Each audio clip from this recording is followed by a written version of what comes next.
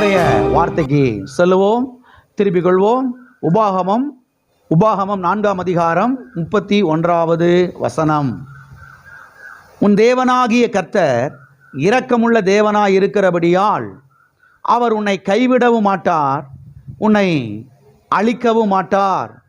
உன் பிதாக்களுக்கு தாம் ஆணையிட்டு கொடுத்த உடன்படிக்கையை மறக்கவும் மாட்டார்.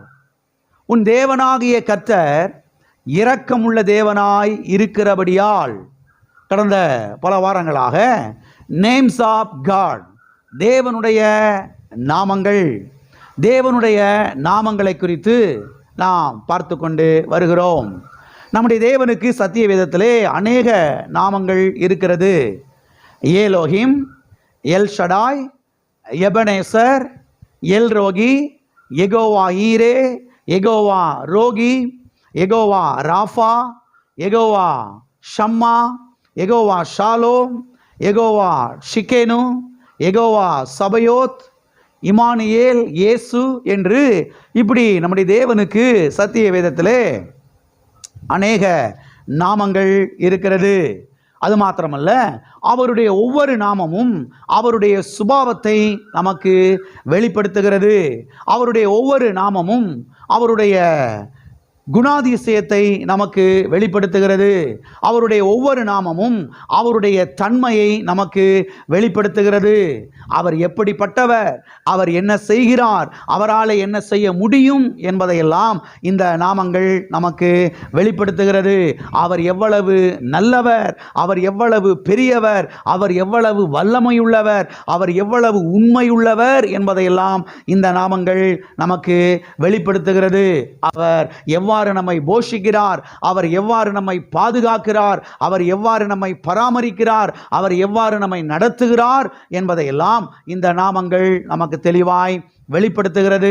அது மாத்திரமல்ல, இதிலே அநேக நாமங்களை குறித்து நாம் பார்த்தோம். கடந்த வாரத்திலே ஒரு நாமத்தை நாம் பார்க்க ஆரம்பித்தோம். அது என்னவென்று சொன்னால், எல் ரேச்சும் என்கிற ஒரு நாமத்தை குறித்து நாம் பார்க்க ஆரம்பித்தோம். எல் ரேச்சும். எல் ரேச்சும் என்றால் என்ன அர்த்தம்? எல் ரேச்சும் என்றால் என்ன பொருள்? எல் ரேச்சும் என்று சொன்னால் கருணையின் தேவன் என்று அர்த்தம், இரக்கத்தின் தேவன் என்று அர்த்தம், மனதுருக்கத்தின் தேவன் என்று அர்த்தம், பரிதபிக்கிற தேவன் என்று அர்த்தம், எல்கையற்ற இரக்கத்தை உடைய தேவன் என்று அர்த்தம். இதுதான் எல் ரேச்சும் என்கிற இந்த நாமத்தினுடைய பொருளாகும், அர்த்தமாகும். அது மாத்திரமல்ல, இதில் சில வசனங்களை நாம் எடுத்து பார்த்து பழைய ஏற்பாட்டிலையும் புதிய ஏற்பாட்டிலையும் நாம் தியானித்தோம். அது மாத்திரமல்ல, இதை தொடர்ந்து இன்னும் சில காரியங்களை இன்றைக்கு நாம் பார்க்க போகிறோம். இன்றைக்கு அற்புதமான சில காரியங்களை பாருங்கள். இந்த இரக்கத்தின் தேவனை குறித்து அருமையான காரியங்களை நாம் பார்க்க போகிறோம். அருமையானவர்களை கவனியுங்கள். எல் ரேச்சுமின் இரக்கங்களுக்கு முடிவே இல்லை என்று சத்தியவேதம் நமக்கு தெளிவாய் சொல்லுகிறது. வாசிப்போம். புலம்பலின் புஸ்தகம் 3ஆம் அதிகாரம் 22வது வசனம். நாம் நிர்மூலமாகாதிருக்கிறது கர்த்தருடைய கிருபையே, அவருடைய இரக்கங்களுக்கு முடிவில்லை. அவருடைய இரக்கங்களுக்கு முடிவு இல்லை. எதற்கு முடிவில்லை? அவருடைய இரக்கங்களுக்கு முடிவில்லை. His mercies never stop. அவருடைய இரக்கங்கள் ஒருபோதும் முடிவதில்லை. அவருடைய இரக்கங்கள் ஒருபோதும் முடிவதில்லை. ஏனென்று சொன்னால் அவருடைய இரக்கங்கள் அவ்வளவு நீளமானதாய் இருக்கிறது. எனவேதான் அவருடைய இரக்கங்கள் பாருங்க முடிவே இல்லை என்று சொல்லப்பட்டிருக்கிறது. அவருடைய இரக்கங்களை நாம் அளர்ந்து பார்க்கவே என்ன செய்ய முடியாது. ஆமென். பாருங்க, சில காரியத்தை நாம் அளந்து பார்க்குறோம். அது எவ்வளவு நீளம், அது எவ்வளவு அகலம், அது எவ்வளவு ஆழம், அது எவ்வளவு உயரம் என்று பாருங்கள். நம்ம ஸ்கேல் வச்சுருக்கிறோம் வீட்டில், நாம் டேப் வச்சுருக்கிறோம், அதை வச்சு பாருங்கள் அளந்து பார்க்குறோம். ஆனால் தேவனுடைய இரக்கங்களை நாம் என்ன செய்ய முடியாது? அளந்து பார்க்கவே முடியாது. டேப்பை வச்சு அளந்து பார்க்க முடியாது. கொச்சக்கயிறை வச்சு அளந்து பார்க்க முடியாது. ஏனென்று சொன்னால் அவருடைய இரக்கங்கள் அவ்வளவு பாருங்க நீளமானதாய் இருக்கிறது. அது மாத்திரமல்ல, இந்த வசனம் பொது மொழிபெயர்ப்பிலே எப்படி வந்திருக்கிறது என்று சொன்னால், அவருடைய இரக்கங்கள் தீர்ந்து போகவில்லை என்று வந்திருக்கிறது. அவருடைய இரக்கங்கள் தீர்ந்து போவது இல்லை என்று வந்திருக்கிறது. சரி, தீர்ந்து போவதில்லை என்றால் என்ன அர்த்தம்? தீர்ந்து போவதில்லை என்றால் என்ன பொருள்? அருமையானவர்களே கவனியுங்கள். தீர்ந்து போவதில்லை என்று சொன்னால் பாருங்க, கர்த்தருடைய இரக்கங்கள் ஜனங்களுக்கு காண்பிக்கப்பட்டு கொண்டே வருகிறது. ஆதாம் முதற்கொண்டு பாருங்க மனு வர்க்கத்திற்கு தேவனுடைய இரக்கங்கள் அது காண்பிக்கப்பட்டு கொண்டே வருகிறது. பாருங்க, விஞ்ஞானிகள் சொல்லுகிறார்கள், உலகத்தில் 800 கோடி ஜனங்கள் இருக்கிறாங்களாம். எவ்வளோ இருக்கிறாங்களா? 800 கோடி ஜனங்கள் இருக்கிறார்களாம். 800 கோடி ஜனங்களுக்கும் கர்த்தர் இரக்கத்தை காண்பித்து கொண்டே இருக்கிறார். கவனியுங்கள், 800 கோடி ஜனங்களுக்கும் கர்த்தர் இரக்கத்தை காண்பித்து கொண்டே இருந்தும் கூட இன்னமும் அவர்கிட்ட ஏராள இரக்கங்கள் என்ன செய்கிறது? இருக்கிறது. அவரிடத்தில் இருக்கக்கூடிய இரக்கங்கள் அது தீர்ந்து போவது இல்லை. எல்லாருக்கும் இரக்கத்தை காண்பிச்சு காண்பிச்சு காண்பிச்சு பாருங்க, அதெல்லாம் பாருங்க தீர்ந்து போய் விட்டது என்று யாரும் என்ன செய்ய முடியாது, சொல்ல முடியாது. இன்னமும் ஏராளம் இரக்கங்கள் அவரிடத்தில் என்ன செய்கிறது? இருக்கிறது. எனவே எல் ரேச்சும் அவர் கொடூரமான ஒரு அரக்கன் அல்ல, அவர் இரக்கங்களின் தேவனாய் இருக்கிறார். ஆமென். எல்லாம் சொல்லுவோம், அவர் இரக்கங்களின் தேவனாய் இருக்கிறார். அவர் இரக்கங்களின் தேவனாய் இருக்கிறார். ஆகவே அவருடைய இரக்கங்களுக்கு முடிவே இல்லை என்று எழுதப்பட்டிருக்கிறது. ஆகவே பாருங்க, முடிவே இல்லாத அவருடைய இரக்கத்தை நாம் சார்ந்து கொள்ள வேண்டும். முடிவே இல்லாத அவருடைய இரக்கத்தை நாம் நினைவு கூற வேண்டும். முடிவே இல்லாத அவருடைய இரக்கத்தை ஜெபத்திலே என்ன செய்ய வேண்டும்? நாம் நினைப்பூட்ட வேண்டும். நினைப்பூட்டும் பொழுது பாரு, அவருடைய இரக்கங்கள் நம்முடைய வாழ்க்கையில் என்ன செய்ய ஆரம்பிக்கும்? வேலை செய்ய ஆரம்பிக்கும், கிரியை செய்ய ஆரம்பிக்கும். அது மாத்திரமல்ல, எல்ரோச்சும் ஒவ்வொரு நாளும் புதிய இரக்கங்களை அவர் நமக்கு அருளுகிறார் என்று சத்திய வேதம் சொல்லுகிறது. ஒவ்வொரு நாளும் புதிய இரக்கங்களை அவர் என்ன செய்கிறாராம்? அருளுகிறாராம். நேற்றைக்கு காண்பித்த இரக்கம் அல்ல, இன்றைக்கு புதிய இரக்கம். இன்றைக்கு காண்பித்த இரக்கம் அல்ல, நாளைக்கு புதிய இரக்கம். பாருங்க, 365 நாட்களும் புதிய இரக்கங்கள். புதிய இரக்கங்களை பாருங்க எல் ரேச்சும் அவர் நமக்கு காண்பித்து கொண்டே இருக்கிறார். வாசிப்போம், புலம்பலின் புஸ்தகம் 3ஆம் அதிகாரம் 23வது வசனம். அவைகள் காலைதோறும் புதியவைகள், உமது உண்மை பெரியதாயிருக்கிறது. இங்கே நாம் பார்க்கிறோம், முந்தின வசனத்தை பார்க்கிறோம், நாம் நிர்மூலமாகாதிருக்கிறது கர்த்தருடைய கிருபையே, அவருடைய இரக்கங்களுக்கு முடிவில்லை.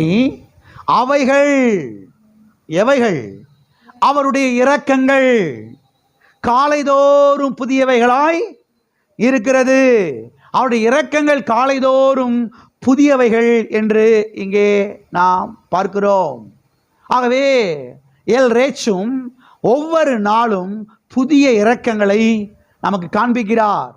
நம்முடைய பிள்ளைகளுக்கு, நம்முடைய சபை மக்களுக்கு, நம்முடைய வீட்டாருக்கு, நம்முடைய குடும்பத்தாருக்கு அவர் ஒவ்வொரு நாளும் புதிய இரக்கங்களை என்ன செய்கிறார்? காண்பிக்கிறார். அது மாத்திரமல்ல, இந்த வசனம் பொது மொழிபெயர்ப்பிலே எப்படி வந்திருக்கிறது என்று சொன்னால், ஒவ்வொரு நாள் காலையிலேயும் அவர் தம்முடைய இரக்கங்களை புதிய வழிகளிலே காண்பிக்கிறார் என்று வந்திருக்கிறது. அவர் தம்முடைய இரக்கங்களை என்ன செய்கிறாராம்? புதிய வழிகளிலே அவர் நமக்கு என்ன செய்கிறாராம்? காண்பிக்கிறாராம். புதிய புதிய வழிகளிலே பாருங்க, அவர் தம்முடைய இரக்கத்தை நமக்கு என்ன செய்கிறார்? காண்பிக்கிறார். ஆகவே ஒவ்வொரு நாளும் பாருங்க எழுமி ஜெபிக்கும் பொழுது, ஆண்டவரே இன்றைக்கு புதிய கிருபையை, புதிய இரக்கத்தை எனக்கு காண்பியும், புதிய கிருபையை, புதிய இரக்கத்தை எனக்கு காண்பியும் ஆண்டவரே. உம்முடைய இரக்கங்கள் என் வாழ்க்கையில வேலை செய்யட்டும். முடிவில்லாத உம்முடைய இரக்கங்கள், புதிய இரக்கங்கள் என்னுடைய வாழ்க்கையில் என்ன செய்யட்டும்? வேலை செய்யட்டும் ஆண்டவரே. உம்முடைய இரக்கங்கள் என் பிள்ளை வாழ்க்கையில் வேலை செய்யட்டும். உம்முடைய இரக்கங்கள் என்னுடைய குடும்பத்தில் வேலை செய்யட்டும் ஆண்டவரே. உம்முடைய இரக்கங்கள் என் பிள்ளைகளை வாழ வைக்கட்டும். உம்முடைய இரக்கங்கள் என் குடும்பத்தை வாழ வைக்கட்டும். பாருங்க, இப்படி ஜெபிக்கணும். ஓ ஓ ஓ ஓன்னு என்ன செய்யக்கூடாது, விழுந்து கடந்து கத்திக்கிட்டு கிடக்கக்கூடாது. கிறிஸ்தவ மக்கள் பாருங்க, கத்துறதுல சாம்பியன். ஃபர்ஸ்ட் ப்ரைஸ் கொடுத்துடலாம், அவங்களுக்கு கோல்டு மெடல்லாம் கொடுத்துடலாம். உலகத்தில் இருக்கிற மற்ற ஜனங்களை விட கத்துறது யாருன்னா இவங்க தான். யாரு? நம்ம கிறிஸ்தவங்க தான்.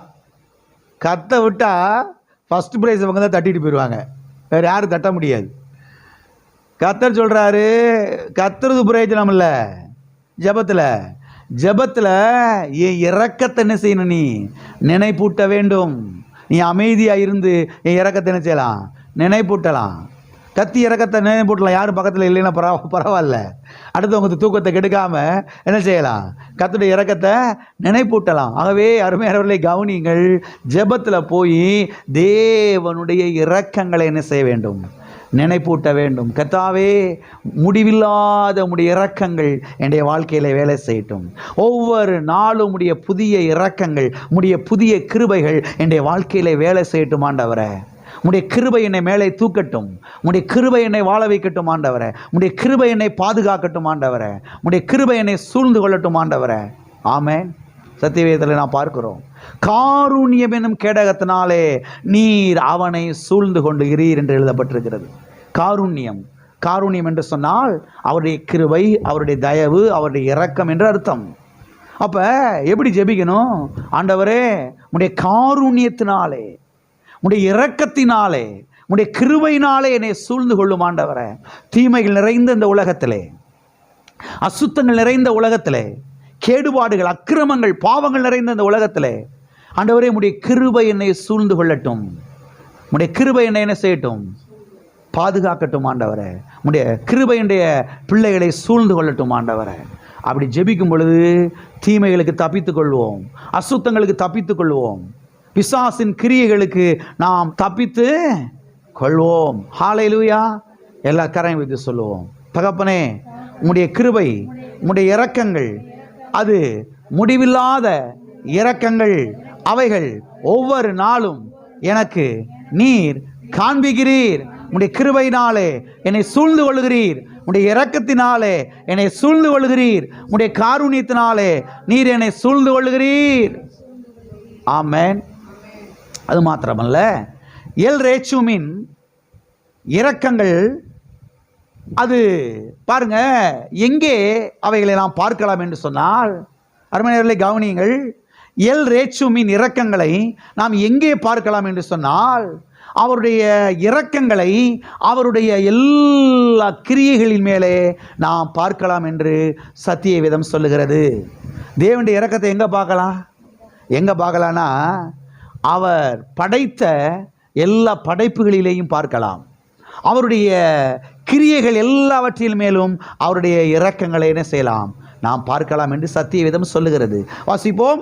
சங்கீதம் 145:9. கர்த்தர் எல்லார் மேலும் தயவுள்ளவர், அவர் இரக்கங்கள் அவருடைய எல்லா கிரியைகள் மேலும் உள்ளது. கர்த்தர் எல்லார் மேலும் தயவுள்ளவர். எத்தனை பேர் மேல? கர்த்தர் எல்லார் மேலும் தயவுள்ளவர், கிருபை உள்ளவர், இரக்கம் உள்ளவர். அவர் இரக்கங்கள் அவருடைய எல்லா கிரியைகள் மேலும் உள்ளது. அவருடைய இரக்கங்கள் எத்தனை கிரியைகள் மேலே உள்ளது? அவருடைய எல்லா கிரியைகள் மேலும் உள்ளது என்று இங்கே நாம் பார்க்கிறோம். எனவே அவருடைய இரக்கங்களை மனு வர்க்கத்தின் மேலே பார்க்கலாம். அவருடைய இரக்கங்களை தாவரங்களின் மேலே பார்க்கலாம். அவருடைய இரக்கங்களை பூக்களின் மேலே பார்க்கலாம்.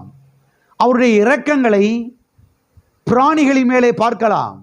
அவருடைய இரக்கங்களை சூரியன், சந்திர நட்சத்திரத்தின் மேலே பார்க்கலாம்.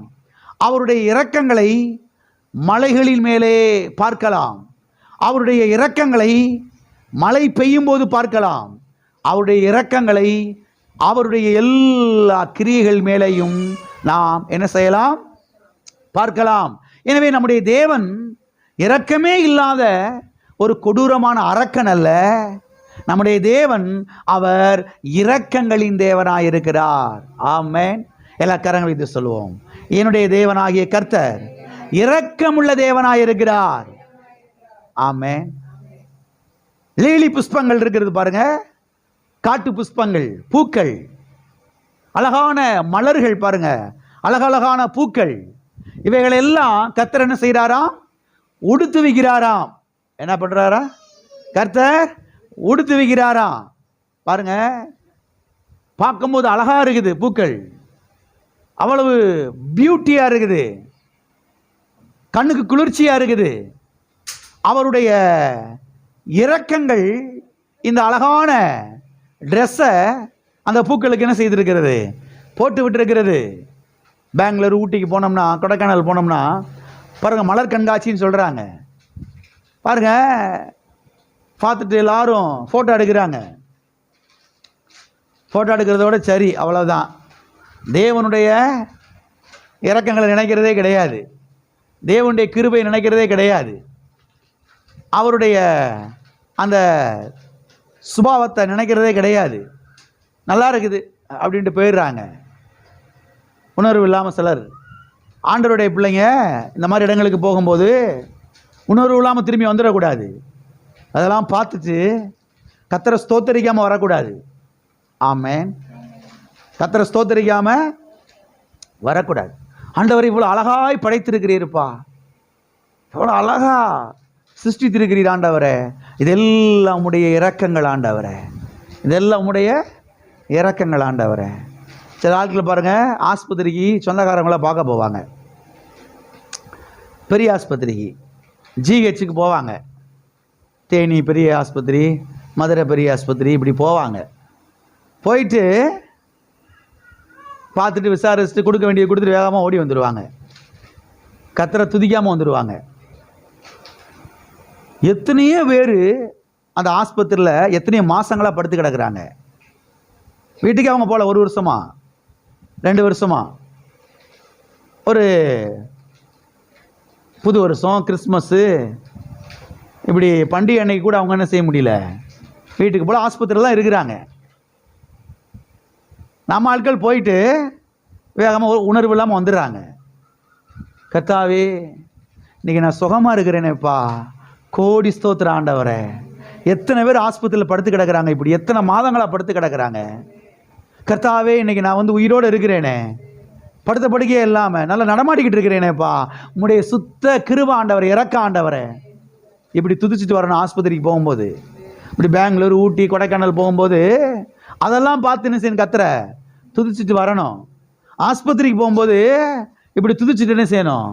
ஆண்டவர், எத்தனை பேர் ஆண்டவர் இப்படி படுத்து கிடக்குறாங்க, எந்திரிச்சு நடக்கணும்னு ஆசைப்படுறாங்க, முடியல, ஆனால் இன்றைக்கி நல்லா நடக்கிறேனே, என் கையெல்லாம் நல்லா வேலை செய்யுதே, என் நரம்புகளை நல்லா வேலை செய்யுதே ஆண்டவரை. என்கிட்ட லேசாக பிச்சுக்கிடுச்சுனா மட்டும் உட்காந்து முறுமுறுக்கிறது ஆண்டவரை. எண்ணத்தை சர்ச்சுக்கு போய் எண்ணத்தை அப்படின்னு.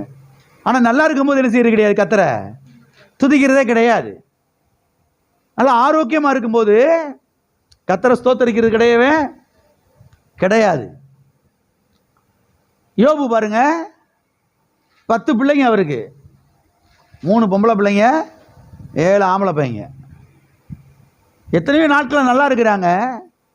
ஒரு நாள் கூட ஆண்டவரே, என் பிள்ளைங்களாம் நல்லா இருக்கிறாங்களேயா, ஸ்தோத்திர ஆண்டவரே, என் பிள்ளைகளெல்லாம் கொழுகுலுன்னு இருக்கிறாங்களே, என் பிள்ளைங்களெல்லாம் ஆரோக்கியமாக இருக்கிறாங்களே அப்படின்னு துதிச்சதா பைபிளில் இல்லை. ஆனால் 10 பிள்ளைகளும் செத்து போன உடனேயே சொல்கிறாரு, கர்த்தர் கொடுத்தார், கர்த்தர் எடுத்தார், கர்த்தருடைய நாமத்துக்கு எதுக்கு தோத்திரம்? பிள்ளைங்களை செத்து போனதுக்கு. கவனிக்கணும் பைபிளை. 10 பிள்ளைகளும் செத்து போயிட்டாங்க ஒரே நாளில். ஒரு பிள்ளைய சாகலை, ஒரு நாளில், ஒரே நாளில், ஒரே ஆக்சிடெண்ட்டில் 10 பிள்ளைகளும் செத்து போச்சு. சொல்கிறாரு, கர்த்தர் கொடுத்தார், கர்த்தர் எடுத்தார், கர்த்தருடைய நாமத்துக்கு. நல்லா இருந்தாங்களே பிள்ளைங்க இவ்வளோ நாளா, ஒரு நாளும் ஆண்டவரே, என் பிள்ளைங்க எல்லாம் நல்லா ஆரோக்கியமாக இருக்கிறாங்களேப்பா, சுகமாக இருக்கிறாங்களே, பலனாக இருக்கிறாங்களே, நல்லா படிக்கிறாங்களே, கர்த்தாவே உமக்கு ஸ்தோத்திரம்னு சொன்னதா பைபிளில் இல்லை. அதை எப்போது உணர்வுள்ளவராக இருக்கணும். சாப்பாடு தட்டில் வந்த உடனே, கர்த்தாவே இந்த சாப்பாடு உம்முடைய கிருபைப்பா, உம்முடைய இரக்கம் ஆண்டவரே. எத்தனையோ பேர் சாப்பாடு இல்லாமல் இருக்கிறாங்களே. கிடைச்ச உடனே லபக்குன்னு அள்ளி எரிஞ்சு போட்டு போயிடுறது. லபக்குன்னு அள்ளி எரிஞ்சு வாய்க்குள்ளே போட்டுட்டு போயிடுறது. லபக்குன்னு வாய்க்குள்ளே அள்ளி போட்டு போனால் பன்னிக்குட்டிக்கு நமக்கு என்ன வித்தியாசம்? பன்னிக்குட்டி விட்டு புகுந்து அடிச்சுட்டு போயிடுது. நம்மளும் பன்னிக்குட்டி ஒன்றா? நம்ம கர்த்தருடைய சாயலுங்க, தேவனுடைய பிள்ளைங்க, ரட்சிக்கப்பட்டிருக்கோம், மனம் திருப்பி இருக்கிற, ஞானஸ்தானம் பெற்றிருக்கிறோங்க. கவனிக்கணும். ஆகவே தேவனுடைய இரக்கங்களை என்ன செய்ய நினைக்க வேண்டும். அவருடைய இரக்கங்களை அவருடைய கிரியைகளிலே பார்க்கலாம். சூரியன், சந்திரன், நட்சத்திரம், கோள்கள் எல்லாவற்றிலையும் பார்க்கலாம். பூக்கள், அழகழகான பூக்கள் அதில் பார்க்கலாம். ஆமென்.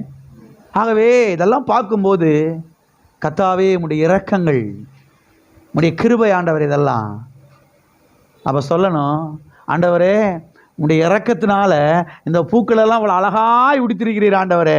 என் பிள்ளைகளை என்னை உடுத்துவது எவ்வளோ அதிகம் ஆண்டவரே. எனக்கு என் பிள்ளைகளுக்கு புது புது ட்ரெஸ் அணிச்சுவீர் நீர். ஆமென். எல்லாம் இருக்கிறீங்களா? நீங்கள் புது ட்ரெஸ்ஸை தாங்க ஆண்டவரே, அப்புறம் நான் ஸ்தோத்திரம் பண்ணுறேன் ஆண்டவரே. முதலையே ஸ்தோத்திரம் பண்ணணும். முதல்ல என்ன செய்யணும்? ஸ்தோத்திரம் பண்ணணும். லீலி புஷ்பங்கள், பூக்கள், கர்த்தாவே இதுக்கெல்லாம் அழகாய் உடுத்தி வித்திருக்கிறீர். உம்முடைய இரக்கம் அதெல்லாம் இதுகளுக்கே அழகாய் உடுத்துவீர்னா எனக்கு, என் பிள்ளைகளுக்கு, என் பேர பிள்ளைகளுக்கு, என் வீட்டாருக்கு உடுத்துவது எவ்வளவு அதிகம். ஹல்லேலூயா.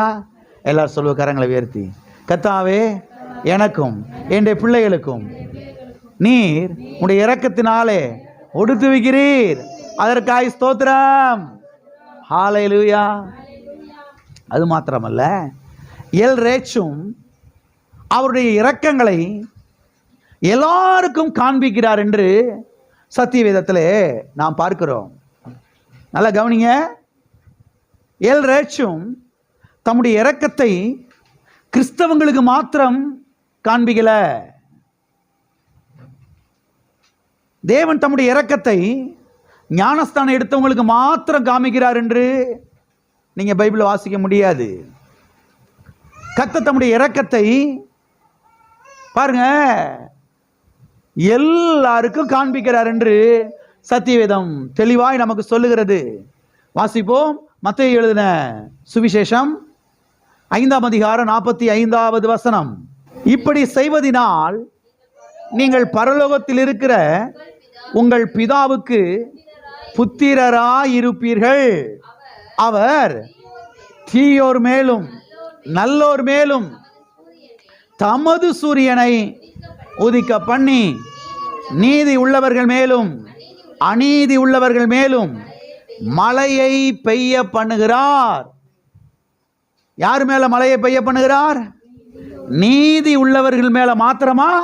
அநீதி பண்றான், அக்கிரமம் பண்றான், குடும்பத்தை கெடுக்கிறான், மோசமான பயலா இருக்கிறான், அவன் மேல கூட கர்த்தர் என்ன செய்யறாரா? மழையை பெய்ய பண்றாராம். அருமையான தேவனுடைய பிள்ளைகளை கவனியுங்கள். ஒவ்வொரு முறை மழை பெய்யுது. தமிழ்நாட்டிலேயே தேனி, நீலகிரி, கோவை இந்த பகுதியெல்லாம் அடிக்கடி என்ன செய்யுது? மழை பெய்யுது. அதில் நாம் தேனியில் இருக்கிறோம். தோத்திரம். தேனி மலை பிரதேசம். மேகமெல்லாம் அங்கேருந்து வந்து நேரம் அந்த மலையில் டொம்முன்னு முட்டி மழை பூரா எங்கே தான் பெய்யும்? தேனியில் தான் பெய்யும் அடிக்கடி. தேனியில் எங்கேயாவது ஒரு மூலையில் பெஞ்சிக்கிட்டு தான் இருக்கும் மழை. சிட்டிக்குள்ளே போய் ஆடினாலும் எங்கிட்டாவது ஒரு காட்டுக்குள்ளே எங்கிட்டாவது என்ன செஞ்சுக்கிட்டு இருக்கோம்? மழை பெஞ்சிக்கிட்டு தான் இருக்கும். அருமையானவர்களை கவனிங்கள். ஒவ்வொரு முறையும் மழை பெய்யும் போது ஒரு காரியத்தை நீங்கள் மனதிலே கொண்டு வரணும். அது என்னன்னா, பெய்யக்கூடிய இந்த மழை தேவனுடைய இரக்கம். எத்தனையோ தேசங்களில், எத்தனையோ ஊர்களில் மழை பெஞ்சு எத்தனையோ மாசங்களாச்சு, எத்தனையோ வருஷங்களாச்சு. பெண்கள் பாருங்க, கயிறை கட்டிக்கிட்டு 200 ஆழத்துக்குள்ள இறங்கி தண்ணி மொந்துட்டு வெளியில் வர்றாங்க. அன்றைக்கி நான் பார்த்தேன் பாருங்க. நம்ம இந்தியாவிலே ஏதோ ஒரு மாநிலத்தில், ஏதோ ஒரு ஊரில் 4-5 பெண்கள் பாருங்க அந்த அலுமினிய பானையை கட்டி உள்ளே இறக்குறாங்க, படியாக இருக்குது, அதுக்குள்ளே ஆழம் 200 அடி ஆழம். உள்ளே இறங்கி அந்த ஒரு குடம் தண்ணியை அவங்க சுமந்து வெளியில் கொண்டு வந்து அதுக்கப்புறம் பல கிலோமீட்டர் தூரம் நடந்து போய் வீட்டுக்கு போய் அவங்க சோறாக்கணும். நம்ம மாநிலத்தில், நம்ம மாவட்டத்தில் அடிக்கடி மழை பெய்யுது, தண்ணியெல்லாம் ரோட்டில் போகுது, நல்ல தண்ணியெல்லாம். அதனால் தண்ணியோட அருமை என்ன செய்ய மாட்டேங்குது, மக்களுக்கு தெரிய மாட்டேங்குது. ஒவ்வொரு முறையும் மழை பெய்யும் போது ஒன்றை மறந்துடாதீங்க, மழை தேவனுடைய இரக்கம். ஆமென். தேவன் இரக்கம் உள்ளவராக இருக்கிறபடினாலே தான் எது பெய்யுது, மழை பெய்யுது. மனுஷன் செய்கிற அக்கிரமத்தினால மழை பெய்ய நினைக்கிறீங்க? இவங்க செய்கிற அக்கிரமம், இவங்க செய்கிற பாவம், இருக்கிறீங்களா போயிட்டீங்களா? இதுக்கெல்லாம் மழை பெய்ய நினைக்கிறீங்க? மழையே பெய்யாது இவங்க செய்கிற அக்கிரமம், இவங்க செய்கிற பாவத்தை பார்த்தா. ஆனால் அடிக்கடி மழை பெய்யுது. ஏன்னா அதான் கர்த்தருடைய இரக்கம், அதான் கர்த்தருடைய இரக்கம். கர்த்தர் இரக்கம் உள்ளவராக இருக்கிற அப்படின்னாலே எது பெய்யுது, மழை பெய்யுது. அது மாத்திரமல்ல, ஒவ்வொரு நாள் காலையிலையும் கரெக்டாக சூரியன் உதிக்குது. உதிக்குதா உதிக்கலையா? உதிக்குது. இந்த சூரியன் உதிக்குது, இதுவும் கர்த்தருடைய இரக்கம், இதுவும் கர்த்தருடைய இரக்கம். 10 நாள் சூரியன் வராமல் போகட்டும், என்ன ஆகும் பார்ப்போம். துணியை காய வைக்க முடியாது, விறகை காய வைக்க முடியாது, ஒன்றுமே செய்ய முடியாது. அருமையானவர்களே கவனியுங்கள், தேவன் இரக்கமுள்ளவராக இருக்கிறபடினாலே தான் சூரியன் உதிக்கிறது. அன்றாடம் தவறாம ஒவ்வொரு நாள் என்ன செய்யுது, சூரியன் உதிக்குது. நான் கேட்குறேன், மனுஷன் நல்லவனாக இருக்கிறதுனால சூரியன் உதிக்குதா? கிடையவே கிடையாது. மனுஷன் நல்லவனாக இருக்கிறதுனால கிடையாது. மனுஷன் நல்லவனா கெட்டவனா என்று பார்த்து சூரியன் உதிக்கிறது கிடையவே கிடையாது. அவர் இரக்கம் உள்ளவராக இருக்கிறபடினாலே சூரியன் உதிக்குது. ஆமென். அது மாத்திரமல்ல, நல்லவர்கள் மேலே மாத்திரம் தேவன் மழையை பெய்ய பண்ணவில்லை, நல்லவர்கள் மேலே மாத்திரம் தேவன் சூரியனை உதிக்க பண்ணவில்லை. எல்லார் மேலும் மழையை பெய்ய பண்ணுகிறார், எல்லார் மேலும் சூரியனை உதிக்க பண்ணுகிறார். பாவிகள் மேலே, அக்கிரமக்காரர்கள் மேலே, அநியாயக்காரர்கள் மேலே, குடிகாரர்கள் மேலே, குடியை கெடுக்கிறவர்கள் மேலே, கடவுள் இல்லை என்று சொல்லுகிறவர்கள் மேலே, கடவுளை அசிங்கமாய் திட்டுகிறார்களே அவர்கள் மேலே, எல்லார் மேலேயும் கர்த்தர் மழையை பெய்ய பண்ணுகிறார், எல்லார் மேலேயும் கர்த்தர் சூரியனை உதிக்க பண்ணுகிறார். அவர் நாமம் எல் ரேச்சும், அவர் இரக்கங்களின் தேவனாய் இருக்கிறார், அவர் இரக்கங்களின் தேவனாய் இருக்கிறார். எனவே நம்முடைய தேவன் எவ்வளவு இரக்கம் உள்ளவர் என்கிற ஒரு வெளிச்சத்தை நாம் சத்திய வேதத்திலிருந்து பெற்றுக்கொள்ள வேண்டும். ஏனென்று சொன்னால், தேவனை குறித்த ஒரு வெளிச்சம் வரும் பொழுதுதான் நாம் வாழ ஆரம்பிப்போம், நாம் சுகமாய் இருப்போம். இதெல்லாம் பாருங்க, அஸ்திபாரமான சத்தியங்கள். ஒரு பெரிய பில்டிங்கை கட்டுறாங்க, அதுக்கு ஆழமாக தோண்டி பாருங்க அஸ்திபாரத்தை போடுறாங்க. எவ்வளவு ஸ்ட்ராங்காக அஸ்திபாரத்தை போடுறாங்களோ அவ்வளோ உயரத்தில் பில்டிங் என்ன செய்யலாம், ஏற்றலாம். நீங்கள் உங்கள் கிறிஸ்தவ வாழ்க்கையிலே, கிறிஸ்தவ ஜீவியத்திலே வெற்றி பெற வேண்டுமென்றால், வாழ்வடைய வேண்டுமென்றால், செழிப்படைய வேண்டுமென்றால், பாருங்க சில அஸ்திபாரமான சத்தியத்திலே பாருங்க நீங்கள் நிற்க வேண்டும். சில சத்தியங்கள் அஸ்திபாரமாக உங்களுக்குள்ள என்ன செய்யப்பட வேண்டும், போடப்பட வேண்டும். அருமையானவர்களை கவனிங்கள், அதில் முக்கியமான ஒரு சத்தியம் என்னன்னா, கர்த்தர் நல்லவர், கர்த்தர் கிருபை உள்ளவர், கர்த்தர் இரக்கம் உள்ளவர், கர்த்தர் அன்புள்ளவர். இப்படிப்பட்ட சத்தியத்தை அஸ்திபாரமாய் நீங்கள் உங்களுக்குள்ளே என்ன செய்ய வேண்டும், போட வேண்டும். ஆகவே பாருங்க, கர்த்தர் யார் என்றால் கர்த்தர் இரக்கமுள்ளவர். ஹல்லேலூயா. எல்லாரும் கரங்களை வைத்து சொல்லுவோம், கர்த்தர் இரக்கமுள்ளவர். அவர் இரக்கங்கள் எனக்கு ஒவ்வொரு நாளும் வெளிப்படுகிறது. அவர் தம்முடைய இரக்கத்தை புதிய வழிகளிலே எனக்கு ஒவ்வொரு நாளும் காண்பிக்கிறார். ஆமென். அது மாத்திரமல்ல, எல் ரேச்சும் பிரதான பாவிகளுக்கும் தம்முடைய இரக்கத்தை காண்பிக்கிறார் என்று சத்தியவேதம் சொல்லுகிறது. பெரிய பாவின்னு சொல்றாங்க. யாரு? பெரிய பாவி பய, அவன் பெரிய அக்கிரமக்கார பய. அருமையானவர்களே கவனிங்கள், பெரிய பாவியா இருக்கட்டும், அவனுக்கு கூட கர்த்தர் தம்முடைய இரக்கத்தை என்ன செய்கிறார்? காண்பிக்கிறார். நாம நிச்சயமா காமிக்க மாட்டோம். ஏதோ கொஞ்சம் தப்பு செஞ்சானா சரி போடா அவ்வளோதான். இவனுக்கு மட்டும் இரக்கத்தை காமிக்க கூடாது. ஏன்னா இவன் பெரிய பாவி, பெரிய அக்கிரமக்காரன். இவனுக்கு என்ன செய்யக்கூடாது? இரக்கத்தை காமிக்க கூடாது. நாம் ஒரு ரவுண்டு போட்டிருக்கிறோம், வட்டம் போட்டிருக்கிறோம். இதுக்கு மேலே இரக்கத்தை காமிக்கக்கூடாது. தேவன் அப்படி அல்ல. தேவன் யார் என்றால் அவர் பிரதான பாவிகள், பெரிய அக்கிரமக்காரர்கள், அவர்களுக்கு கூட இரக்கத்தை காண்பிக்கிறார் என்று சத்தியவேதம் சொல்லுகிறது. வாசிப்போம்.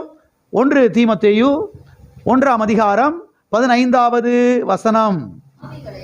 பாவிகளை ரட்சிக்க கிறிஸ்து இயேசு உலகத்தில் வந்தார் என்கிற வார்த்தை உண்மையும் எல்லா அங்கீகரிப்புக்கும் பாத்திரமானது. அவர்களில் பிரதான பாவினான். எப்படிப்பட்ட பாவினான்? பிரதான பாவினான்.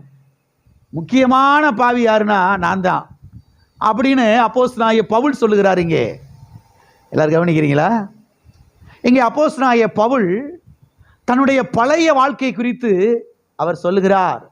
ரட்சிக்கப்படுறதுக்கு முன்பதாக, மனம் திரும்புவதற்கு முன்பதாக அவர் வாழ்ந்த அந்த நிலையை குறித்து அவர் இங்கே சொல்லுகிறார். பவுல் என்ன சொல்லுகிறார்? நான் பிரதான பாவியாக இருந்தேன் என்று சொல்லுகிறார். நான் பெரிய பாவியாக இருந்தேன் என்று அவர் இங்கே சொல்லுகிறார். நான் மோசமான மனுஷனாக இருந்தேன், மோசமான மனுஷனாக இருந்தேன். சர்ச்சுக்கு போகிறவங்களெல்லாம் இழுத்து போட்டு அடித்தேன், பொம்பளை ஆட்கள்லாம் அடித்தேன். சர்ச்சுக்கு எதுக்குடா போகிற, இயேசு எதுக்குடா கும்பிட்ற அப்படின்னு நான் தெருவில் அவங்களெல்லாம் இழுத்துட்டு போய் அடித்தேன், கைதி பண்ணேன், சிறைச்சாலையில் நான் போட்டேன், கொலை செஞ்சேன் அவங்கள. நான் சொல்கிறாரு, நான் பிரதான பாவி, நான் பெரிய பாவி என்று அவர் இங்கே தன்னை குறித்து சொல்லுகிறதை பார்க்கிறோம். ரட்சிக்கப்படுறதுக்கு முன்பதாக, மனம் திரும்புவதற்கு முன்பதாக அவர் இருந்த நிலையை குறித்து அவர் இங்கே சொல்லுகிறார். வாசிப்போ 1 தீமோத்தேயு 1ஆம் அதிகாரம் 13வது வசனம். முன்னே நான் தூசிக்கிறவனும் துன்பப்படுத்துகிறவனும் கொடுமை செய்கிறவனுமாயிருந்தேன். அப்படி இருந்தும் நான் அறியாமல் அவிசுவாசத்தினாலே அப்படி செய்தபடினால் இரக்கம் பெற்றேன். என்ன பெற்றேன்? இரக்கம் பெற்றேன். இங்கே பவுல் சொல்லுகிறார், நான் தூசிக்கிறவனாயிருந்தேன், நான் துன்பப்படுத்துகிறவனாயிருந்தேன், நான் கொடுமைக்காரனாய் இருந்தேன் என்று சொல்லுகிறார். கவனிங்க, இப்படி சொல்லிட்டு கடைசி என்ன சொல்றாரு? நான் இரக்கம் பெற்றேன். என்ன பெற்றேன்?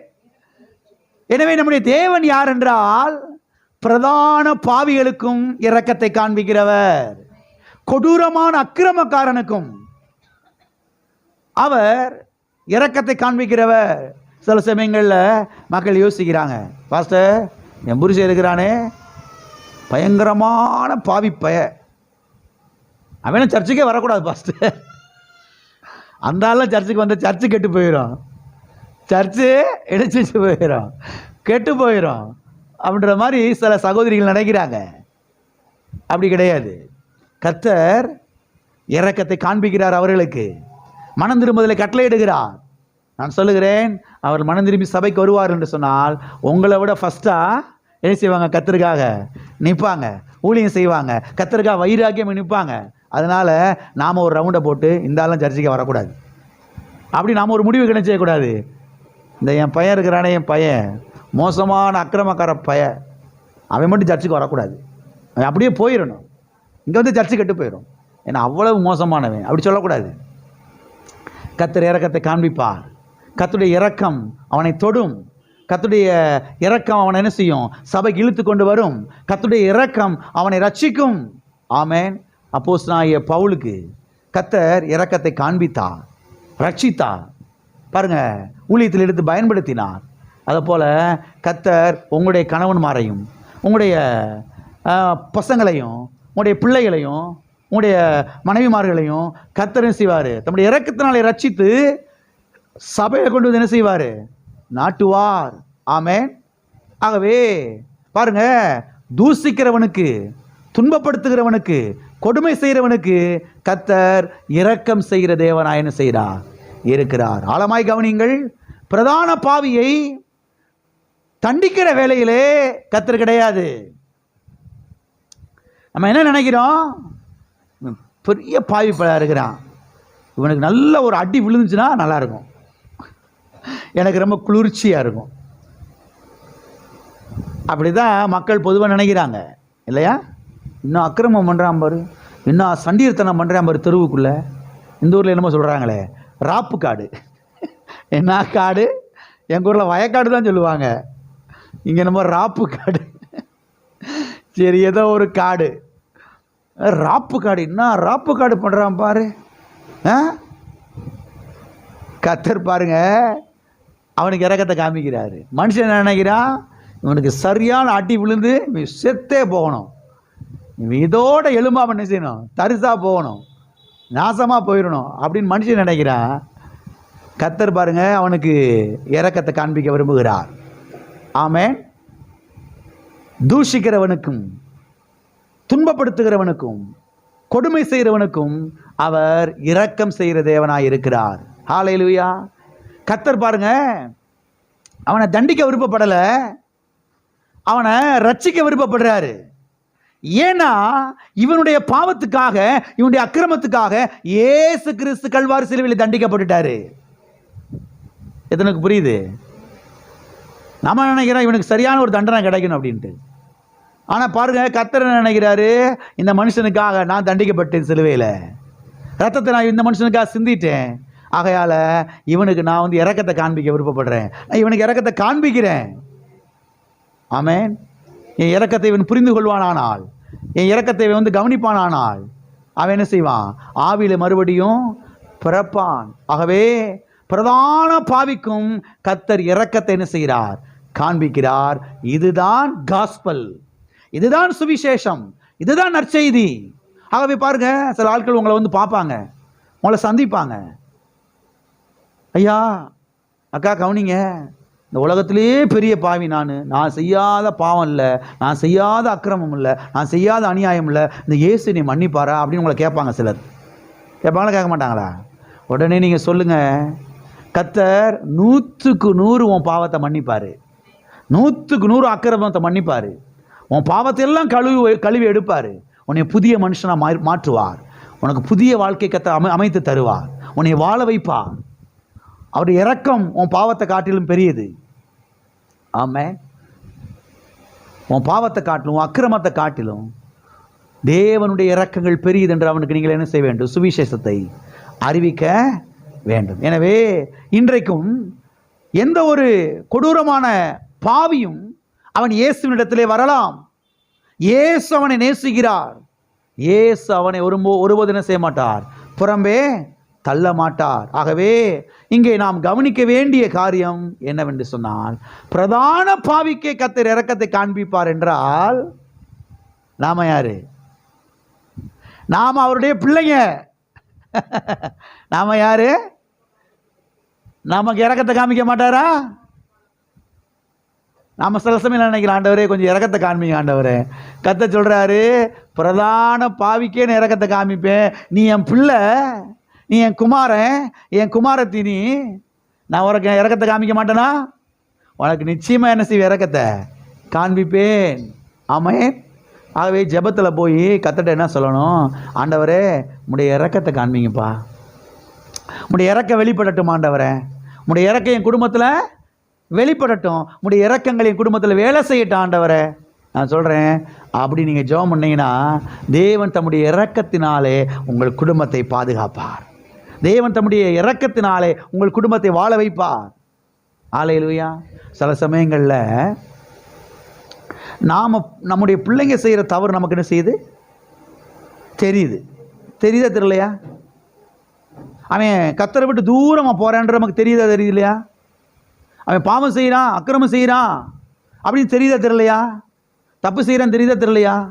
நம்ம உடனே நினைக்கிறோம், எங்கேயோ பெருசில் போய் மாட்டி சிக்கி அடி விழுக போகுது, நம்ம சொல்கிறத கேட்க மாட்டேங்கிறான். ஆனால் என்ன செய்ய போகுது? பெரிய அடி விழுக போகுது, எங்கேயோ சாத்து விழ போகுது, இன்னமும் நடக்க போகுது, பார்த்தாவே தெரியுது அப்படின்னு நம்ம நினைக்கிறோம். இல்லையா? ஆமாம் இல்லையா? ஆனால் பாருங்க, ரட்சிக்கப்பட்ட ஒரு தகப்பன், ரட்சிக்கப்பட்ட ஒரு தாய், நீங்கள் எப்படி அந்த இடத்துல நீங்கள் நடந்து கொள்ளணும்னா, கர்த்தாவே என் பையன் குடும்பத்தை விட்டு சபையை விட்டு உம்மை விட்டு அவன் தூரமாக போகிறான், அவன் தவறு செய்கிறான்றது எனக்கே தெரியுது ஆண்டவரே, உமக்குன்னு தெரியும்பா. ஆனாலும் கர்த்தாவே உம்முடைய இரக்கங்கள் பெரியதுப்பா, உம்முடைய இரக்கம் அவனை இழுத்து கொண்டு வரட்டும் ஆண்டவரே, உம்முடைய இரக்கம் அவனை தூக்கிட்டு வரட்டும் ஆண்டவரே, உம்முடைய இரக்கம் அவனை சூழ்ந்து கொள்ளட்டும் ஆண்டவரே, தான் செய்கிறது தவறு என்பதை அவன் உணரட்டும் ஆண்டவரே, நான் தவறான வழியில் போகிறேன் என்பதை அவனுக்கு உணர்த்துங்க ஆண்டவரே.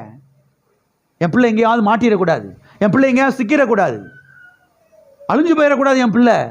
ஆண்டவரே உம்முடைய இரக்கம் என் பிள்ளையை சூழ்ந்து கொள்ளட்டும், உம்முடைய இரக்கம் என் பிள்ளையை காப்பாற்றட்டும் ஆண்டவரே. நான் சொல்கிறேன், அப்படி நீங்கள் ஜெபிங்க, ஒவ்வொரு நாளும் ஜெபியுங்கள், தொடர்ந்து ஜெபியுங்கள். நான் சொல்கிறேன், நிச்சயமாய் கர்த்தருடைய இரக்கம் அவனை இழுத்து கொண்டு வரும். நிச்சயமாய் தேவனுடைய இரக்கங்கள் அவனை இழுத்து கொண்டு வரும், சபைக்கு கொண்டு வரும். நீங்கள் கூப்பிடாம அவன் சபைக்கு வருவான். தேவனுடைய இரக்கங்கள் அவ்வளவு பெரியது, தேவனுடைய இரக்கங்கள் அவ்வளவு பெரியது. ஹல்லேலூயா. ஆகவே தேவன் தம்முடைய இரக்கத்தை பொல்லாத பாவிகளுக்கே, பிரதான பாவிகளுக்கே, பெரிய பெரிய அக்கிரமக்காரர்களுக்கே காண்பிக்கிறார்னா, நாம் அவருடைய பிள்ளைகளாக இருக்கிறோம், நமக்கு காண்பிப்பது எவ்வளவு நிச்சயம். ஹல்லேலூயா. எல்லா கரம் இது சொல்லுவோம். தேவனே உம்முடைய இரக்கங்களை நீர் எனக்கு காண்பிப்பது, என்னுடைய குடும்பத்துக்கு காண்பிப்பது, என்னுடைய பிள்ளைகளுக்கு காண்பிப்பது, எங்கள் திருச்சபைக்கு காண்பிப்பது எவ்வளவு அதிகம். ஹல்லேலூயா. அது மாத்திரமல்ல, இப்போ நல்லா கவனிங்க, நாம் ரட்சிக்கப்பட்டதே கர்த்தருடைய இரக்கம். எத்தனை பேர் ஒத்துக்கொள்கிறீங்க? நான் அது 100க்கு 100 ஒத்துக்கொள்கிறேன். நான் ரட்சிக்கப்பட்டது, நான் ஆண்டவருடைய பிள்ளையா இன்னைக்கு இருக்கிறது, இன்னைக்கு நான் சபையில் இருக்கிறது யாருடைய இரக்கம்? கர்த்தருடைய இரக்கம், கர்த்தருடைய சுத்த இரக்கம். வாசிப்போம், தீத்துவின் புஸ்தகம் 3ஆம் அதிகாரம் 5வது வசனம். நாம் செய்த நீதியின் கிரியைகளின் நிமித்தம் அவர் நம்மை ரட்சியாமல் தமது இரக்கத்தின்படியே மறு ஜென்ம முழுக்கினாலும் பரிசுத்த ஆவியினுடைய புதிதாக்குதலினாலும் நம்மை ரட்சித்தார். நம்மை எப்படி ரட்சித்தார்? அவர் நம்மை தம்முடைய இரக்கத்தின்படியே ரட்சித்தார் என்று எழுதப்பட்டிருக்கிறது. நாம் செய்த நீதியின் கிரியைகள் மித்தமாய் அவர் நம்மை ரட்சியாமல். நீதியின் கிரியைகள், நற்கிரியைகள், புரியுதா உங்களுக்கு? நாம 4 பேருக்கு நன்மை செஞ்சதுனால தேவன் நம்மளை ரட்சிக்கலை, 4 பேருக்கு சோறு போட்டதுனால தேவன் நம்மளை ரட்சிக்கலை, 4 பேருக்கு பிஸ்கட் வாங்கி கொடுத்ததுனால தேவன் நம்மளை ரட்சிக்கலை, 4 பேருக்கு உடுத்துறதுக்கு ட்ரெஸ் வாங்கி கொடுத்ததுனால பண்டிகை அன்னைக்கு அதனால கர்த்தர் நம்மளை ரட்சிக்கலை, 4 பேருக்கு கூழு காய்ச்சி ஊத்துனதுனால தேவன் நம்மளை ரட்சிக்கலை. புரியுதா உங்களுக்கு? நாம் செய்த நீதியின் கிரியைகளின்படி அவர் நம்மை ரட்சியாமல் தமது இரக்கத்தின்படியே, அவருடைய இரக்கத்தினாலே தேவன் நம்ம என்ன செய்திருக்கிறார்? ரட்சித்திருக்கிறார். இன்னைக்கு உலகத்தில் இருக்கிற பாருங்க, எல்லாரும் போய்கிட்டு இருக்கிறாங்க, 4 பேருக்கு நல்லது செய்யணும், 4 பேருக்கு கூழு காய்ச்சி ஊற்றணும், 4 பேருக்கு சாப்பாடு போடணும், அப்படிலாம் செஞ்சுட்டா கடவுள் நம்மளை முகம் பார்த்துருவார், கடவுள் நமக்கு எதாவது நல்லது செஞ்சிருவார். நல்லா கவனிங்க, 4 பேருக்கு நல்லது செய்யணும், சத்தியவேதம் போதிக்குது. நன்மை செய்ய நீங்கள் சோர்ந்து போயிடக்கூடாது. 4 பேருக்கு உதவி செய்யணும். 4 பேருக்கு 1000 பேருக்கு என்ன செய்யலாம்? உதவி செய்யலாம். ஆனால் நாம் உதவி செய்கிறதுனால தேவனுடைய அருளை, தேவனுடைய ஆசீர்வாதத்தை நம்ம என்ன செய்ய முடியாது? பெற்றுக்கொள்ள முடியாது. இயேசு கிறிஸ்துவின் கல்வாரி பாடுகள், அவர் சிலுவையில் சிந்தின ரத்தம், அவர் பட்ட பாடுகள், அதன் மேலே வைக்கிற விசுவாசம், அதன் மூலமாய்த்தான் நமக்கு ஆசீர்வாதங்கள் வருகிறது. தேவனுடைய அருள் நமக்கு வருகிறது. அவருடைய பரிபூரணத்தினாலே நாம் கிருபையின் மேல் கிருபை பெற்றோம் என்று யோவான் எழுதின சுவிசேஷம் 1ஆம் அதிகாரத்திலே 16ஆம் வசனத்திலே நாம் வாசிக்கிறோம். அவருடைய பரிபூரணத்தினாலே, நம்முடைய நீதியின் கிரியையினாலே அல்ல. நீதியின் கிரியை செய்யணுமா? செய்யணும். ஒவ்வொரு ஆண்டவருடைய பிள்ளைகளும் மற்றவங்களுக்கு உதவி செய்ய, நன்மை செய்யணும். ஆனால் அதனால அதை பார்த்து தேவனுடைய அருள் நமக்கு கிடைக்கிறது கிடையாது. தேவனுடைய ஆசீர்வாதம் நமக்கு வர்றது கிடையாது. இயேசுவின் பரிபூரணத்தினாலே நாம் கிருபையின் மேல் கிருபை பெற்றோம், இரக்கத்தின் மேல் இரக்கம் பெற்றோம். ஹல்லேலூயா. ஆகவே நம்ம 4 பேருக்கு நல்லது செஞ்சதுனால கடவுள் அங்கேருந்து பார்க்குற, பரவாயில்ல இந்த பையன் ரொம்ப நல்ல பயலாக இருக்கிறானே, 4 பேருக்கு கூழு காய்ச்சி ஊற்றுறானே, சரி நம்ம போய் என்ன செய்வோம், அவனை ரசித்து அவனை கொண்டு வந்து சபையில் என்ன செஞ்சிருவோம், உட்கார வச்சுருவோம் சொல்லி அப்படின்னு செய்யலை. அப்படிலாம் செய்யலை. இன்னும் சொல்ல போனால் நம்ம 4 பேருக்கு நல்லதாக செஞ்சோம். போய் சொல்லாமல் சொல்லுங்க. அதனால கர்த்தர் நம்மளை ரட்சிக்கல, அவருடைய இரக்கத்தின்படியே. ஆமென். எல்லா கரங்களை சொல்லுவோம். தேவனே, உம்முடைய இரக்கத்தினாலே நீர் என்னை ரட்சித்திருக்கிறீர். ஆமென். இங்கே அப்போஸ்தலனாகிய பவுல் என்ன சொல்றாரு? தமது இரக்கத்தின்படியே நம்ம ரட்சித்தார் என்று சொல்லுகிறார். நாம நல்லவர்களாக இருந்தபடினாலே அவர் நம்மளை ரட்சிக்கல. மனுஷன் என்ன நினைக்கிறான்? நான் ரொம்ப நல்லவன், நான் ரொம்ப யோக்கியமானவன், நாங்கள் கரெக்டாக, நாங்கள் உண்மையாக இருப்போம், அதனால தான் கடவுள் எங்களை செஞ்சார், எங்களை தேடி வந்தார், எங்கள் வீட்டுக்கு வந்தார். இல்லை, இல்லவே இல்லை. அவருடைய இரக்கம், அவருடைய கிருபை, ஆமென், அவருடைய இரத்த புண்ணியம், அதனால நாம் என்ன செஞ்சிருக்கிறோம்? இன்னைக்கு ரட்சிக்கப்பட்டிருக்கிறோம். வாசிப்போம். 1 பேதுரு 1ஆம் அதிகாரம் 4வது வசனம். அவர் இயேசு கிறிஸ்து மரித்தோரிலிருந்து எழுந்ததினாலே அழியாததும் மாசற்றதும் வாடாததும் ஆகிய சுதந்திரத்துக்கு ஏதுவாக ஜீவனுள்ள நம்பிக்கை உண்டாகும்படி தமது மிகுந்த இரக்கத்தின்படியே நம்மை மறுபடியும் ஜெனிப்பித்தார். தமது மிகுந்த இரக்கத்தின்படியே அவர் நம்மை என்ன செய்தாராம்? ஜெனிப்பித்தார். என்ன செய்தாராம்? மறுபடியும் ஜெனிப்பித்தார். ஜெனிப்பித்தல், ஜனனம். ஜனனம் என்றால் பிறப்பு என்று அர்த்தம். ஆமென். அப்ப மறுபடியும் ஜெனிப்பித்தார் என்றால் என்ன அர்த்தம்? நாம மறுபடியும் பிறந்திருக்கிறோம் அர்த்தம். மறுபடியும் பிறந்திருக்கிறோம்னா என்ன அர்த்தம்? ஏற்கனவே பிறந்திருக்கிறோம் அர்த்தம். ஏற்கனவே எங்க பிறந்தோம்? தாயின் வயிற்றிலே இருந்து பிறந்தோம். எல்லாம் இருக்கிறீங்களா? தாயின் வயிற்றிலே இருந்து பிறந்தோம். தாயின் வயிற்றிலே இருந்து பிறந்த ஒவ்வொரு மனுஷனும் மறுபடியும் பிறக்க வேண்டும். எங்கே பிறக்க வேண்டும்? ஆவி மனிதனிலே, உள்ளான மனிதனிலே அவன் பிறக்க வேண்டும். அதைத்தான் சத்தியவேதம் பாருங்க, மறுபிறப்பு, புது சிருஷ்டிப்பு, ரட்சிப்பு என்று சத்தியவேதம் சொல்லுகிறது. ஆமென். ஆகவே இந்த மறுபிறப்பு நடந்தது எதினாலே? அவருடைய இரக்கத்தினாலே. நம்ம நல்லது செஞ்சதுனால கிடையாது. நாம் 10 பேருக்கு கூலி காய்ச்சி ஊத்துனதுனால நாம் மறுபடியும் பிறந்துடல. அவருடைய இரக்கம். எல்லாம் சொல்லுங்க, அவருடைய இரக்கம். ஆமென். மறுபடியும் ஜெனிப்பித்தார் என்றால் என்ன அர்த்தம்? மறுபடியும் பிறக்க செய்தார் என்று அர்த்தம். சரி, எதினாலே பிறக்க செய்தார்? அவருடைய மிகுந்த இரக்கத்தினாலே நம்ம என்ன செய்தார்? மறுபடியும் பிறக்க செய்தார். எனவே இன்றைக்கு நாம் ரட்சிக்கப்பட்டது, நாம் மறுபடியும் பிறந்தது தேவனுடைய இரக்கம். ஹல்லேலூயா. இன்னைக்கு கண்ணை மூடினா கூட பரலோகத்துக்குள்ள போயிடுவோம். இன்னைக்கு கர்த்தர் வந்தார் கூட போயிடுவோம் அவர் கூட சேர்ந்து. ஹல்லேலூயா, ஸ்தோத்திரம் சொல்லி என்ன செஞ்சுட்டு டாட்டா காமிச்சிட்டு அவர் கூட போயிடுவோம். இன்னைக்கு நைட்டு வந்தால் கூட எல்லாம் இருக்கிறீங்களா? பயப்பட வேண்டிய அவசியம் கிடையாது. அந்த பரலோக பாக்கியத்தை, அந்த பரலோக ஸ்லாக்கியத்தை தேவனுடைய இரக்கம் நமக்கு என்ன செய்திருக்கிறது? கொடுத்திருக்கிறது. ஹல்லேலூயா. அது மாத்திரமல்ல, இன்னைக்கு நம்ம ரட்சிக்கப்பட்டது மாத்திரமல்ல, நாம் திருச்சபையில் நாட்டப்பட்டிருக்கோம் பாருங்க. இன்னைக்கு நம்ம சபையில் இருக்கிற பாருங்க, இதுவும் தேவனுடைய இரக்கம். இதுவும் தேவனுடைய இரக்கம் என்பதை நீங்கள் சத்தியத்திலிருந்து கவனிக்க வேண்டும். சபையில் நாட்டப்பட்டிருக்கிறோம், ஒரு குடும்பத்தில் இருக்கிறோம். திருச்சபை என்கிற குடும்பம் தேவனுடைய குடும்பம், பரலோக குடும்பம். அந்த குடும்பத்தில் நாம் இன்னைக்கு என்ன செய்கிறோம்? உங்களுக்கு தெரியுமா? இந்த உலகத்திலேயே பெரிய குடும்பம் நம்ம குடும்பம் தான். நம்ம குடும்பம் சின்ன, நம்ம குடும்பம் சின்ன குடும்பம்லாம் கிடையாது. நம்ம குடும்பத்தில் ஏதோ ஒரு 2-3 பிள்ளைங்க இருக்குது கிடையாது. நம்ம குடும்பத்தில் தான் பிள்ளைங்க ஏராளம். உங்களுக்கு ஒன்று தெரியுமா? நம்ம குடும்பத்தில் பிள்ளைங்க நிறையா இருக்கிறாங்க, பேர பிள்ளைகள்லாம் கிடையாது. எத்தனைக்கு புரிஞ்சுன்னு தெரியல. தேவனுடைய குடும்பத்தில் யார் கிடையாது?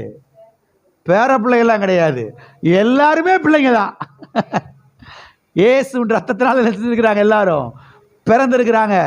ஆமென். நானும் ஆண்டவருக்கு பிள்ளை தான், என் பிள்ளையும் ஆண்டவருக்கு பிள்ளை தான், என் பேர பிள்ளைகள் ஆண்டவருக்கு பிள்ளைங்க தான். எல்லாருமே அவருக்கு பிள்ளைகளாக என்ன செய்கிறோம்? இருக்கிறோம். ஆகவே நாம் ரட்சிக்கப்பட்டது தேவனுடைய கிருபை. இன்னைக்கு நாம் திருச்சபையில் நாட்டப்பட்டிருக்கிறது கர்த்தருடைய கிருபை. நாம் ஒரு குடும்பத்துக்குள்ளே இருக்கிறோம். நாம் யாரும் அனாதைகள் கிடையாது. ஹல்லேலூயா. நாம் யார் கிடையாது?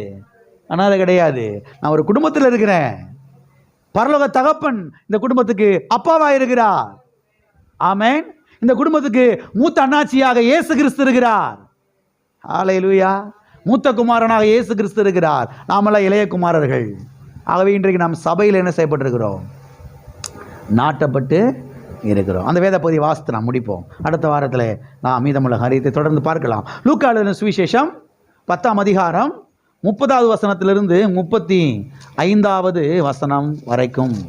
இயேசு பிரதியுத்தரமாக, ஒரு மனுஷன், எத்தனை மனுஷன்? ஒரு மனுஷன். நான் ஏற்கனவே சொல்லியிருக்கிறேன் இல்லையா? பைபிளை நீங்கள் வாசிக்கும் போது எங்கெல்லாம் ஒரு மனுஷன் வருதோ அதை என்ன செய்யுங்க, ரவுண்டு போட்டு வைங்க பேனாவில். பைபிள் முழுவதும் ஒரு மனுஷன் ஒரு மனுஷன் ஒரு மனுஷன் அப்படி வருதுன்றதை நீங்கள் என்ன செய்யுங்க, அண்டர்லைன் பண்ணி வைங்க.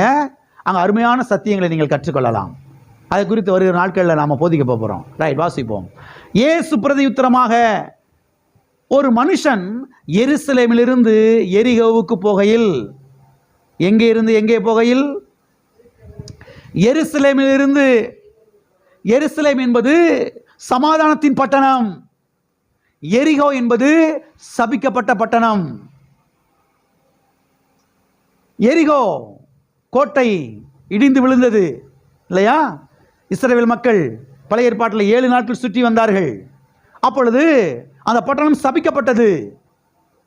இங்கே ஒரு மனுஷன் சமாதானத்தின் பட்டணத்தை விட்டு, ஆசீர்வாதத்தின் பட்டணத்தை விட்டு அவன் எங்கே போகிறான்? எரிகோவை நோக்கி போகிறான். அப்படி போகும்போது என்ன நடந்துச்சு? வாசிப்போம் தொடர்ந்து. எரிகோவுக்கு போகையில் கள்ளர் கையில் அகப்பட்டான். அவர்கள் அவன் வஸ்திரங்களை உரிந்து கொண்டு அவனை காயப்படுத்தி குற்றுயிராக விட்டு போனார்கள். அப்பொழுது தற்செயலாய் ஒரு ஆசாரியன், எத்தனை ஆசாரியன்? ஒரு ஆசாரியன் அந்த வழியே வந்து அவனை கண்டு பக்கமாய் விலகி போனான். அந்தபடியே ஒரு லேவியனும் அந்த இடத்துக்கு வந்து அவனை கண்டு பக்கமாய் விலகி போனான்.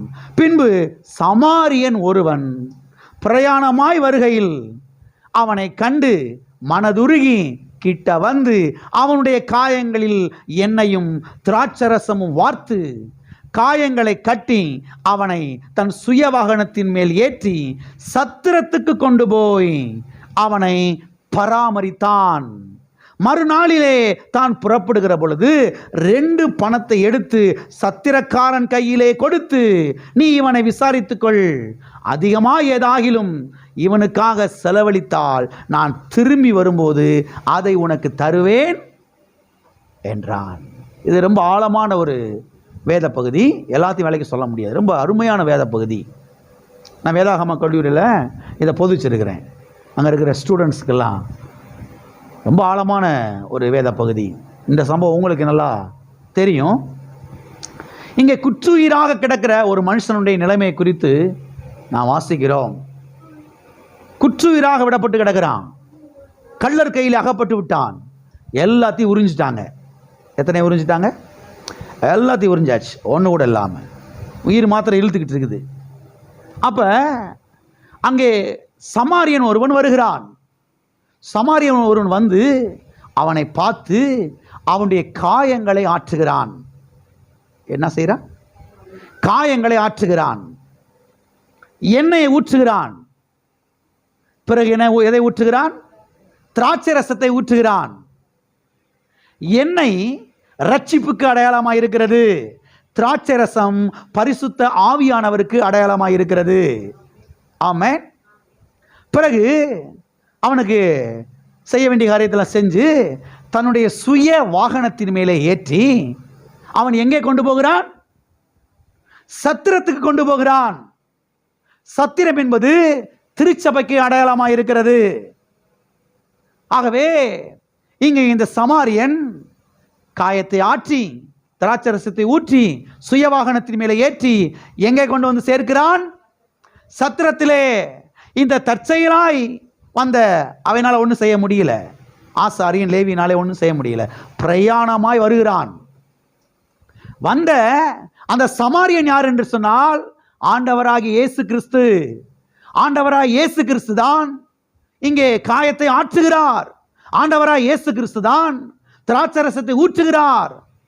அவர் சொன்னார், நான் போவேனாகில் வேறொரு தேற்றரவாளனை அனுப்புவேன், உங்களுடனே கூட இருக்கும்படிக்கு அவர் உங்களை வழிநடத்துவார். சத்திய ஆவியாகிய பரிசுத்த ஆவியானவர் உங்களை என்ன செய்வார்? வழிநடத்துவார் என்று சொன்னார். ஆகையால் இங்கே சொல்லப்பட்டிருக்கிற இந்த சமாரியன் அவர் யார்? ஆண்டவராகிய இயேசு கிறிஸ்து. அவர் தன்னை குறித்து தான் அவர் இங்கே பேசுகிறார்.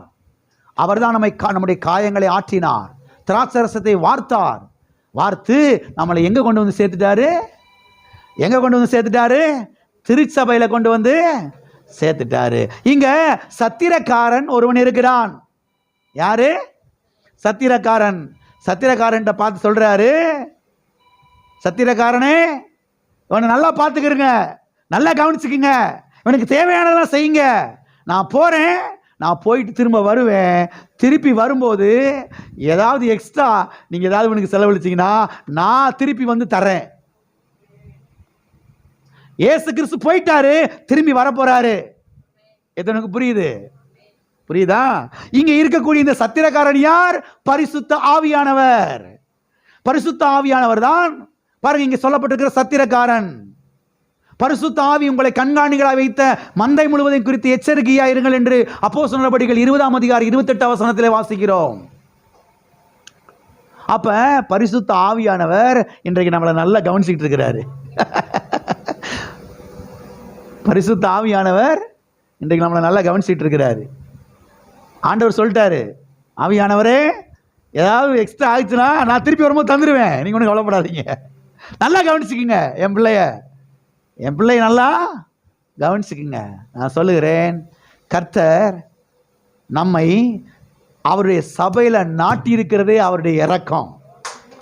திட்டமாய் தெரிந்து கொள்ளுங்கள், சபை என்பது விளையாட்டு பொருள் கிடையாது. நீங்க அநேக சபைக்கு வெளியில் இருக்கிறாங்க, சொல்ல முடியாது. ஆனால் நாம் இன்னைக்கு சபைக்குள்ளே இருக்கிறோம், சபையில் நாட்டப்பட்டிருக்கிறோம். பரிசுத்த ஆவியானவர் கூட இருக்கிறார் சபையோடு கூட. ஆமென். சபையோடு கூட பரிசுத்த ஆவியானவர் இருந்து நம்மை போஷிக்கிறார், நம்மை காப்பாற்றுகிறார். ஆமென். எனவே இரக்கங்களின் பிதா நம்மை தேடி வந்தார். நம்மை தேடி வந்து நம்முடைய காயங்களை கட்டி நம்மை சுகமாக்கி நம்மை ஆறுதல் படுத்தி நம்மை தேற்றி இன்றைக்கு நம்மை அவருடைய சபையிலே நம்மை நாட்டி வைத்திருக்கிறார். நான் சொல்லுகிறேன், இது தேவனுடைய மாபெரும் இரக்கம், தேவனுடைய மாபெரும் இரக்கம். எனவே சபைக்காக அடிக்கடி கர்த்தரை ஸ்தோத்திரிக்க வேண்டும், துதிக்க வேண்டும். கர்த்தாவே, என்னை நல்ல ஒரு சபையில் வச்சிருக்கிறீங்களேப்பா, வசனத்தை போதிக்கிற சபையில், வசனத்தை சொல்லிக் கொடுக்குற சபையில், சத்தியத்தை போதிக்கிற சபையில் வச்சிருக்கிறீங்களேப்பா, கோடி நன்றி ஆண்டவரே, கோடி ஸ்தோத்திரம் ஆண்டவரே. சபைக்காக துதிக்க கற்றுக்கொள்ள வேண்டும். எதுக்காகவோ துதிக்கிறோம், சபைக்காய் கர்த்தரை துதிக்கணும். துதிக்கும் போது கர்த்தர் நம்மை இன்னும் அதிகமாய் பராமரிப்பார். அதிகமாக என்ன செய்வார்? கர்த்தர் நம்மை பராமரிப்பார். எல்லாரும் ஒரு விசை கைகளை உயர்த்தி, தேவனே, நீர் இந்த திருச்சபையிலே எங்களை நாட்டியிருக்கிறீர், இது உம்முடைய இரக்கம், உம்முடைய இரக்கத்துக்காய் ஸ்தோத்திரம், உம்முடைய இரக்கத்தினாலே எங்களை வாழ வையும். ஆமென். அவருடைய நாமம் எல் ரேச்சும். அவருடைய இரக்கங்களுக்கு முடிவே இல்லை. நம்முடைய தேவனாய கர்த்தர் இரக்கமுள்ள தேவனாய் இருக்கிறார். நாம் பாவிகளாயிருந்தோம், நாம் ரட்சிக்கப்பட்டிருக்கிறோம். அது தேவனுடைய இரக்கம். ஆமென். நாம் ரட்சிக்கப்பட்டது தேவனுடைய இரக்கம், நாம் மறுபடியும் பிறந்தது தேவனுடைய இரக்கம். அது மாத்திரமல்ல, இன்றைக்கு நாம் சபையிலே நாட்டப்பட்டிருக்கிறோம். அது தேவனுடைய மாபெரும் இரக்கம். ஹல்லேலூயா. எல்லாரும் எழுப்பி நிற்போம், நாம் ஜெபிப்போம். அடுத்த வாரத்தில் இன்னும் அதிகமான காரியங்களை நாம் தொடர்ந்து பார்க்கலாம்.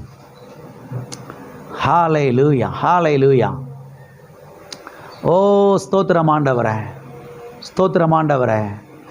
கர்த்தாவே, தூரமாக இருக்கிற என் பிள்ளை மேலே உம்முடைய இரக்கம் தங்கி இருக்கட்டும்பா.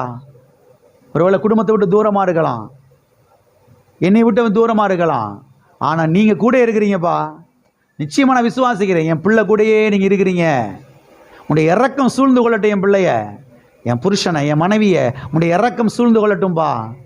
உடைய இரக்கம் இழுத்து கொண்டு வரட்டும் ஆண்டவரே.